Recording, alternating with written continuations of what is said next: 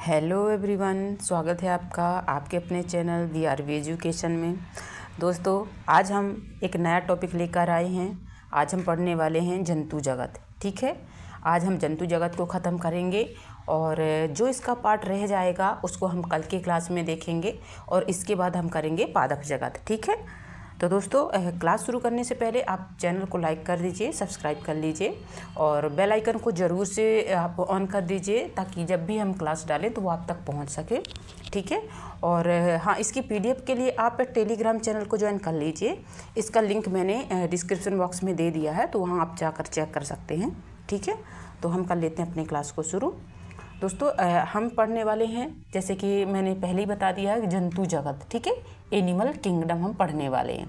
तो चलिए शुरू करते हैं। सबसे पहले आप परिचय देख लीजिए, जो होता है हमारा एनिमल किंगडम, ये क्या होता है। ठीक है, तो जो ये होता है, जीवों की पृथ्वी पर बहुत बड़ी विविधता है। जो जीव हैं वह पृथ्वी पर बहुत अधिक विविध प्रकार के हैं, बहुत सारी उनकी प्रजातियां हैं धरती पर। ठीक है, सूक्ष्म जीवाणु यानी बैक्टीरिया से लेकर के विशालकाय व्हेल तक, जो एक सूक्ष्म जीव होता है जीवाणु से लेकर के विशालकाय व्हेल तक बहुत सारी, इसके बीच में बहुत सारी प्रजातियां आ जाती हैं जीवों की। ठीक है, इनकी संरचना, जो जीवों की संरचना, कार्य पद्धति, पोषण, वंशानुक्रम और पर्यावरण के आधार पर अंतर होता है। ठीक है, कई जंतु ऐसे होते हैं कि उनकी संरचना में अंतर होता है, कई जंतु ऐसे होते हैं कि उसकी कार्य प्रणाली में अंतर होता है। ठीक है, वो पोषण दूसरे प्रकार से अपना भरण पोषण करते हैं। ठीक है, और उनका वंशानुक्रम अलग प्रकार से होता है, तो उनको इस आधार पर भी उनमें अंतर बताया गया है। ठीक है, आगे समझते हैं। ये विविधता है, इस विविधता को समझने और अध्ययन को आसान बनाने के लिए वैज्ञानिकों ने जीवों का वर्गीकरण किया है। तो जो जीवों का वर्गीकरण वैज्ञानिकों ने इसीलिए किया है ताकि इसका अध्ययन करने में और इसको समझने में आसानी हो। ठीक है, इसकी जो उद्देश्य है, इसका जो वर्गीकरण करने का उद्देश्य है, जैसे कि हमने जो एनिमल किंगडम बनाया।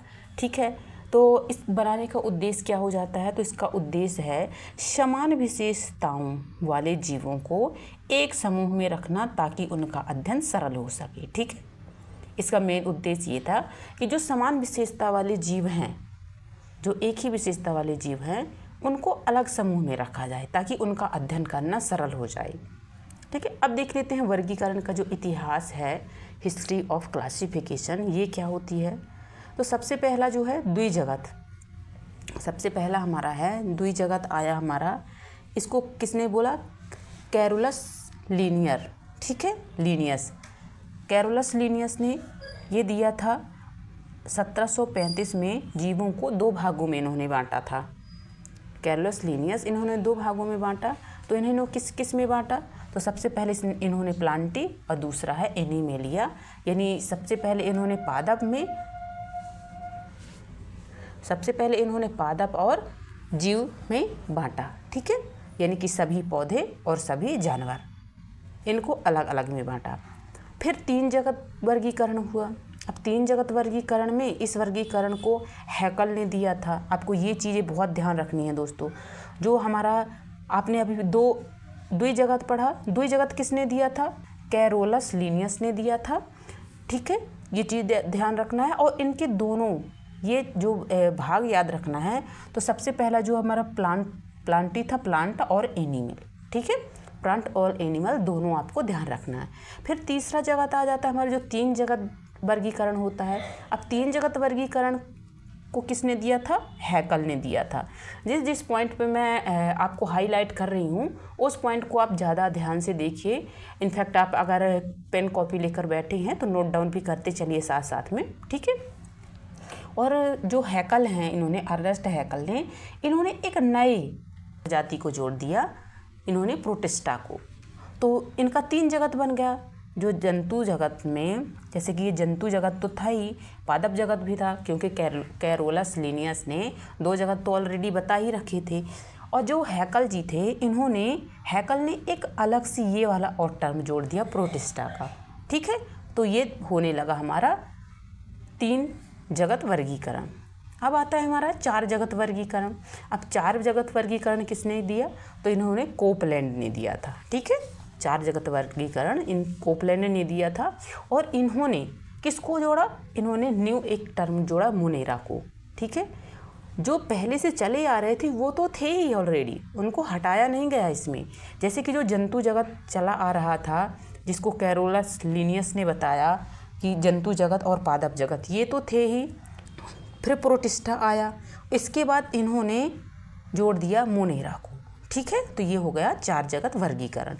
ठीक है, जो कोपलैंड थे उन्होंने मोनेरा को जोड़ दिया। तो आपको ये पॉइंट ध्यान रखना है कि जो कोपलैंड है, कोपलैंड ने कौन सा एक नया टर्म जोड़ा था? तो मोनेरा को जोड़ा था। ठीक है, ये चीज़ें आपको ध्यान रखनी है।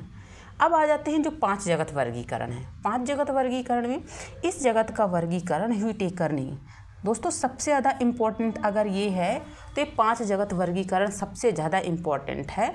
मतलब इम्पोर्टेंट सभी हैं, ऐसा नहीं है, उनसे क्वेश्चन बनते हैं उनसे भी, लेकिन उनमें सिर्फ आपको ये याद रखना पड़ता है कि किन्होंने कौन सा टर्म जोड़ा और कितने जगत का वर्गीकरण इन्होंने किया। और जो आधुनिक में जो अभी मान्य है वो 5 जगत वर्गीकरण ही मान्य है। ठीक है, तो व्हिटेकर ने कब दिया था? तो ये दिया था 1969 में। ठीक है, इसमें इन्होंने एक नया टर्म जोड़ा, कवक को, फंगी को। ठीक है, आपको ये ध्यान रखना है जो व्हिटेकर थे इन्होंने किस टर्म को जोड़ा था? इन्होंने कवक को जोड़ा था। वो ऑलरेडी जो टर्म चल रहे थे वो तो थे ही, जैसे कि जो जंतु था, पादप था, प्रोटिस्टा, मोनेरा और कवक, ये तो थे ही, लेकिन इन्होंने एक नया टर्म जोड़ा था। ठीक है, अब इनमें जो ये 5 हो गए, जो हमारा 5 जगत हो गया, ये 5 जगत तो हमारे हो गए। अब इन 5 जगत में इनमें से जो प्रोकैरियोटिक हैं, प्रोकैरियोटिक और यूकैरियोटिक, एक प्रोकैरियोटिक के अंतर्गत आता है और जो 4 होते हैं वो यूकैरियोटिक के अंतर्गत आते हैं। ठीक है, तो इनमें से कौन है जो प्रोकैरियोटिक के अंतर्गत आता है?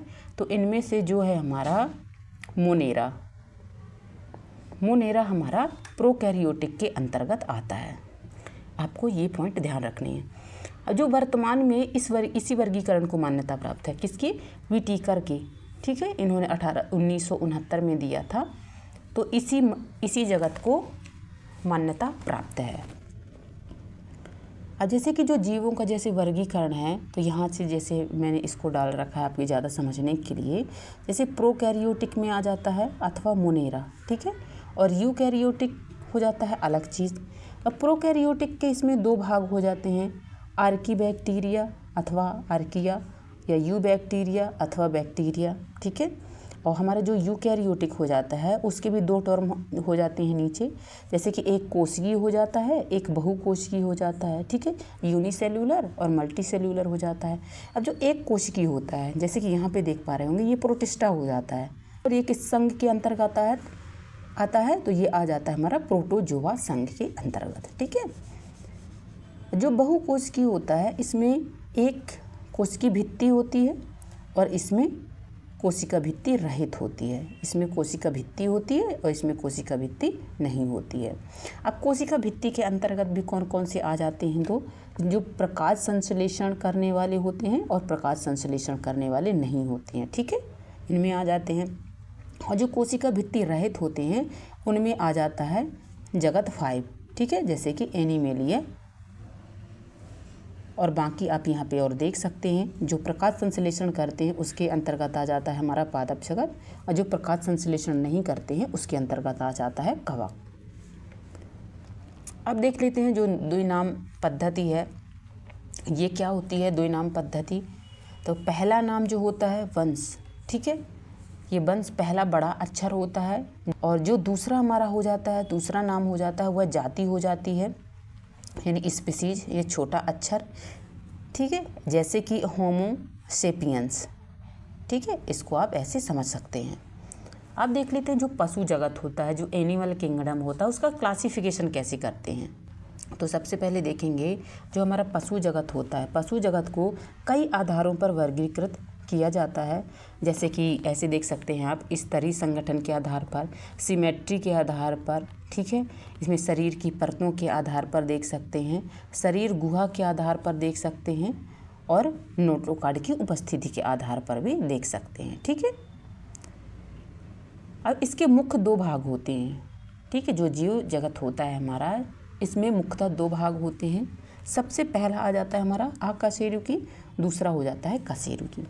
अब समझ लेते हैं ये कशेरुकी और अकशेरुकी ये क्या होते हैं। तो कशेरुकी, ठीक है, इनवर्टिब्रेट्स। इनवर्टिब्रेट्स क्या हो जाता है हमारा, जिसमें रीढ़ की हड्डी नहीं पाई जाती। वेरी वेरी इम्पॉर्टेंट है। अकशेरुकी का अर्थ होता है, यानी इनवर्टिब्रेट्स का अर्थ होता है जिसमें रीढ़ की हड्डी नहीं पाई जाती। कशेरु, कशेरु का अर्थ ही होता है हड्डी, ठीक है। जो कशेरु होता है उसका अर्थ हो जाता है हड्डी, मतलब जिसमें रीढ़ की हड्डी पाई जाती है उसको हम बोल देते हैं कशेरुकी यानी वर्टिब्रेट्स, और जिसमें रीढ़ की हड्डी नहीं पाई जाती है उसको बोल देते हैं इनवर्टिब्रेट्स। आगे देख लेते हैं, सबसे पहला आता है हमारा कशेरुकी। अब हम इसको डिस्क्राइब करके देखते हैं, ठीक है। अकशेरुकी में क्या आ जाता है, सबसे पहला पोरीफेरा, जिसमें अभी हमने पढ़ा कि जैसे जो अकशेरुकी होता है उसमें रीढ़ की हड्डी नहीं पाई जाती है, ठीक है। इनवर्टिब्रेट्स में रीढ़ की हड्डी नहीं पाई जाती है, और जो वर्टिब्रेट्स होता है उसमें रीढ़ की हड्डी पाई जाती है।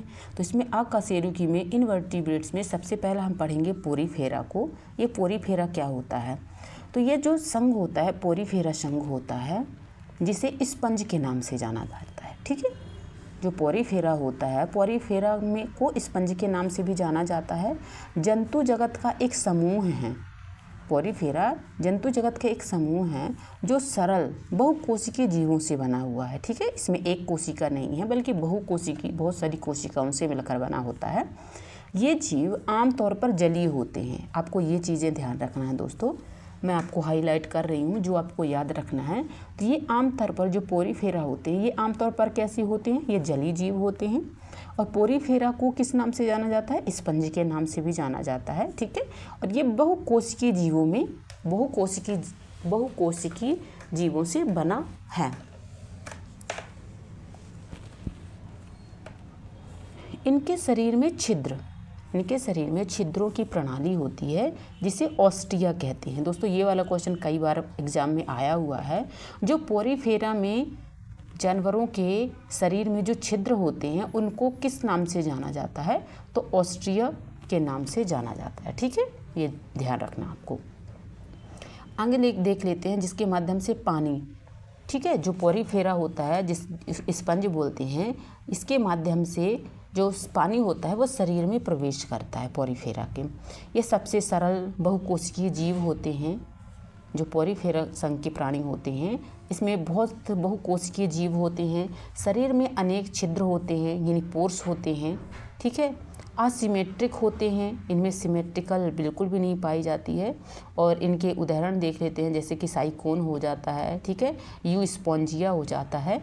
ये इसके इम्पोर्टेंट एग्जाम्पल हो जाते हैं। जैसे कि इन जानवरों को आप ऐसे देख सकते हैं, जैसे कि मैंने चित्र में डाल रखा है, आप यहाँ पे देख सकते हैं कि देखिए ये जो सबके इसमें छिद्र हैं, ठीक है। सभी जितने भी ये जानवर हैं सभी के अंदर छिद्र हैं, यानी पोर्स हैं। और इसके द्वारा इनमें क्या होता है कि जो पानी होता है वो अंदर जाता है इनके, ठीक है। और इनको पानी से ही इनको पोषण प्राप्त होता है, ठीक है। ये हो जाते हैं हमारे कौन से जीव हो जाते हैं, तो ये पोरीफेरा हो जाते हैं, ठीक है। आगे देख लेते हैं, हमारा दूसरा है सीलेंट्रेटा।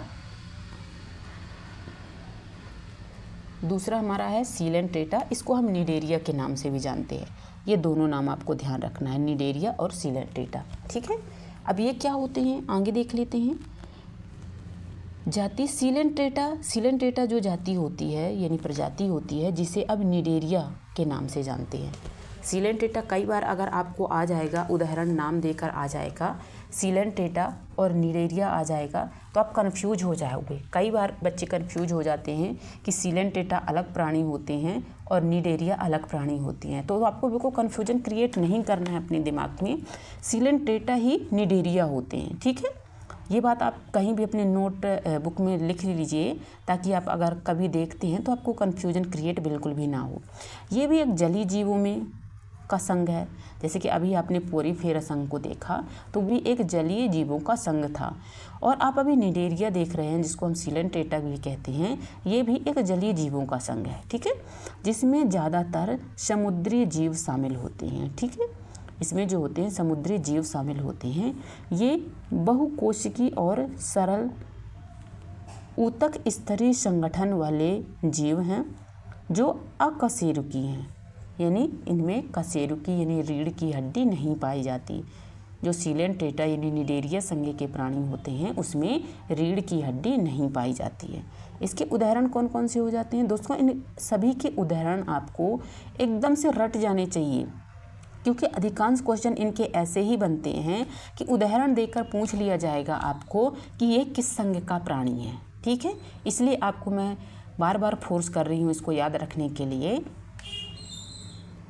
ताकि आप जब भी एग्ज़ाम में आए तो आप कन्फ्यूजन आपको क्रिएट ना हो, ठीक है। इसके उदाहरण क्या होता है? तो जैसे हाइड्रा हो जाता है और जेलीफिश हो जाता है। ये हमारा जेलीफिश का चित्र है, ठीक है, यहाँ पे देख सकते हैं। ये कुछ ऐसे प्राणी होते हैं अकशेरुकी। इसमें कहीं पे आपको हड्डी दिख रही है? कहीं पे भी नहीं दिखेगी, ठीक है। तो इनकी बिना रीढ़ की हड्डी वाले ये होते हैं। अब देख लेते हैं तीसरा हमारा है प्लेटीहेल्मिन्थिस। अब प्लेटीहेल्मिन्थिस क्या होता है? तो ये पट्टकृमि होती है, ठीक है, यानी कि जो चपटे कृमि होते हैं अपेक्षाकृत सरल द्विपार्श्विक होते हैं। यानी जो प्लेटीहेल्मिन्थिस होते हैं ये द्विपार्श्विक समूह का एक प्राणी संघ होता है, जिसमें अखंडित त्रिकोणीय कोमल और पृष्ठाधार रूप में चपटे शरीर वाले अकशेरुकी प्राणी के अंतर्गत आते हैं। इनमें अंग स्तर का शरीर संगठन होता है, ठीक है, जैसे कि चपटे कीड़े, ये चपटे कीड़े हो जाते हैं। इनका जो समूह होता है, इनके शरीर जो होता है ये चपटे शरीर वाले होते हैं, ठीक, और यानी जो कोमल होते हैं, इनका शरीर कोमल होता है। इनके उदाहरण देख लेते हैं, जैसे प्लेनेरिया। आपको उदाहरण तो एकदम को भूलना ही नहीं है, बार बार फोर्सफुली आपको बोल रही हूँ कि उदाहरण को ऐसे एकदम ध्यान में रखना है ना, कि कभी भी कोई भी अगर एग्जाम्पल आ जाता है और आपको पूछता है कि ये किस संघ का प्राणी है, तो आपके एकदम जीभ के टिप में होना चाहिए कि किस संघ का प्राणी है ये, ठीक है। दूसरा हमारा हो जाता है लिवर फ्लूक, फिर ब्लड फ्लूक हो जाता है और टेप वर्म हो जाता है। जिनमें से सबसे ज़्यादा इम्पॉर्टेंट जो है टेप वर्म और प्लेनेरिया बहुत ज़्यादा इम्पॉर्टेंट है और कई बार एग्जाम में पूछा जा चुका है। अब जैसे कि ये वाले प्राणी होते हैं, ये चपटे हैं, ठीक है, और चपटे के अतिरिक्त ये बहुत एकदम मुलायम टाइप में होते हैं, ठीक है। इनको हम बोल देते हैं चपटे कृमि। और जैसे कि मैंने यहाँ पे एक एक्स्ट्रा चित्र लगा रखा है, जैसे आप यहाँ पे देख सकते हैं, ये प्लेटीहेल्मिन्थिस के ये जो हैं एकदम चपटे चपटे जो प्राणी होते हैं ये, ठीक है, इनको हम बोल देते हैं टेप वर्म, ठीक है। और ये हमारा टेप वर्म हो जाता है, जैसे कि यहाँ पे एकदम टेप के आकार का होता है, इसलिए इसका नाम पड़ा हुआ है टेप वर्म। और दोस्तों हम यहाँ से जो हमारा ये है, इस वाले पार्ट्स को हम कल करेंगे। और आज इतनी ज़्यादा पीडीएफ नहीं बन पाई है, बस यहीं तक मैंने पीडीएफ बनाया है। आगे मैंने लिख तो लिया है, बट आपको चित्र के माध्यम से समझाना चाहती हूँ, तो आज हम इतनी क्लास रखते हैं। आगे कल हम पढ़ेंगे नेमेटोडा से, और मैं इसके चित्र डाल दूँगी आपको बेटर तरीके से, ताकि समझ में आए। पूरी पीडीएफ नहीं हो पाई है हमारी, और बाकी की क्लास हम कल करेंगे, ठीक है। और आप सभी दोस्तों को 15 अगस्त की बहुत बहुत शुभकामनाएं। और हम अपनी क्लास को दोस्तों यहीं पे समाप्त करते हैं। यहाँ तक बने रहने के लिए आप लोगों का बहुत बहुत धन्यवाद, ठीक है। स्वस्थ रहिए, मस्त रहिए, बाय।